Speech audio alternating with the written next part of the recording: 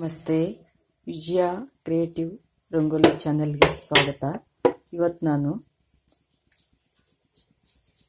ವಾಂಗಿಬಾತ್ ಪಲ್ಯ ಮಾಡ್ತಾ ಇದ್ದೀನಿ. ಬದನೆಕಾಯಿ ವಾಂಗಿಬಾತ್ ಪಲ್ಯ. ಇದಕ್ಕೆ ಸಾಮಗ್ರಿ: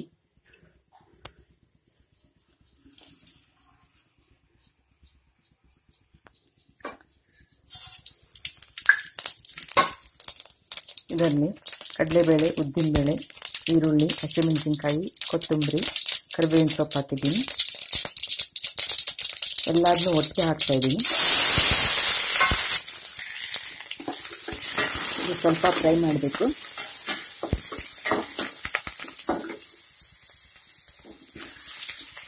ಸ್ವಲ್ಪನೇ ಫ್ರೈ ಆದರೂ ಸಾಕು.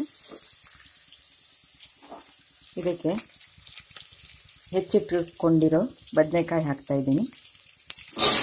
ಇದು ಚಪಾತಿ, ಆಮೇಲೆ ರೊಟ್ಟಿ ಎಲ್ಲಕ್ಕೂ ತುಂಬ ಚೆನ್ನಾಗಿರುತ್ತೆ. ಇದು ಹೆಲ್ತಿಗೆ ತುಂಬ ಒಳ್ಳೆ ತರಕಾರಿ ಇದೆ. ಈ ಥರ ಸ್ವಲ್ಪನೇ ಫ್ರೈ ಮಾಡಬೇಕು.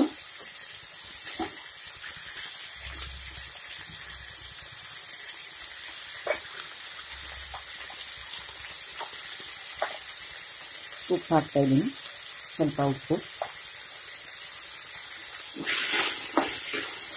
ಇದು ಉತ್ತರ ಕರ್ನಾಟಕ ಸ್ಪೆಷಲ್ಲು. ಉಪ್ಪು ಹಾಕಿದ್ದೀನಿ. ಈಗ ಫ್ರೈ ಆಗ್ತಾಯಿದೆ. ಸ್ವಲ್ಪ ಖಾರದ ಪುಡಿ ಎದುರಿಸ್ತಾ ಇದ್ದೀನಿ. ಇದು ಬ್ಯಾಡಿಗೆ ಮೆಣಸಿನಕಾಯಿ ಇಂದ ಮಾಡಿರೋ ಫ್ರೆಶ್ ಆಗಿರೋ ಖಾರದ ಪುಡಿ. ಹಾಗೆ ಇದು ವಾಂಗಿಬಾತ್ ಪುಡಿ, ಮನೆಯಲ್ಲೇ ಮಾಡಿರೋದು. ಚಪಾತಿಗೆ, ರೊಟ್ಟಿಗೆ ತುಂಬ ಚೆನ್ನಾಗಿರುತ್ತೆ. ವಾಂಗಿಬಾತ್ ಪುಡಿ ಹಾಕಿದ್ದೀನಿ.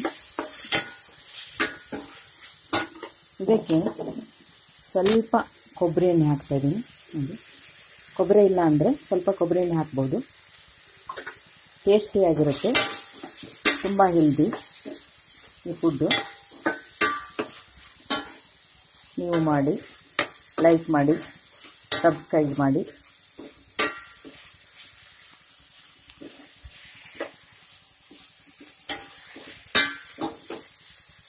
ಬೆಂದಾಯ್ತಿದು ವಾಂಗಿಬಾತ್ ಪಲ್ಯ. ತುಂಬ ಟೇಸ್ಟಿಯಾಗಿರುತ್ತೆ. ಇದಕ್ಕೆ ಸ್ವಲ್ಪ ಹುಳಿ ಬೇಕಾ ಹಾಕ್ಕೋಬೋದು, ಇಲ್ಲಾಂದರೆ ಹಾಗೆಯೇ ತಿನ್ಬೋದು. ತುಂಬ ಹೆಲ್ದಿ ಆಗಿರುತ್ತೆ. ನೀವು ಮಾಡಿ. ಸ್ವಲ್ಪ ಅರಿಶಿನ ಪುಡಿ ಹಾಕಿದ್ದೀನಿ.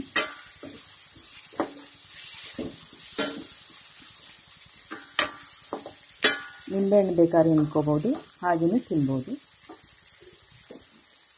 ಇದು ಚಪಾತಿ, ಹೆಲ್ದಿ ಚಪಾತಿ ಇದು. ಇದು ಗೋಧಿ, ರಾಗಿ, ಇದು ಕಡಲೆಬೇಳೆ, ಉದ್ದಿನಬೇಳೆ, ಹಾಗೆ ಹೆಸರುಬೇಳೆ ಎಲ್ಲ ಹಾಕಿಟ್ಟಿರೋ ಹಿಟ್ಟಿದು. ಅದರಿಂದ ಮಾಡಿದ ಹೆಲ್ದಿ ಚಪಾತಿ. ಇದು ಇವತ್ತು ಮಾಡಿರೋ ವಾಂಗಿಬಾತ್ ಪಲ್ಯ. ತುಂಬ ಚೆನ್ನಾಗಿರುತ್ತೆ. ನೀವು ಮಾಡಿ ನೋಡಿ. Healthy and tasty. ನೋಡಿ, ವಾಂಗಿಬಾತ್ ಪಲ್ಯ ಆ್ಯಂಡ್ ಚಪಾತಿ. ಇವತ್ತಿನ ರೆಸಿಪಿ ನಿಮಗಿಷ್ಟ ಆದರೆ ಲೈಕ್ ಮಾಡಿ, ಶೇರ್ ಮಾಡಿ, ಸಬ್ಸ್ಕ್ರೈಬ್ ಮಾಡಿ. Healthy food.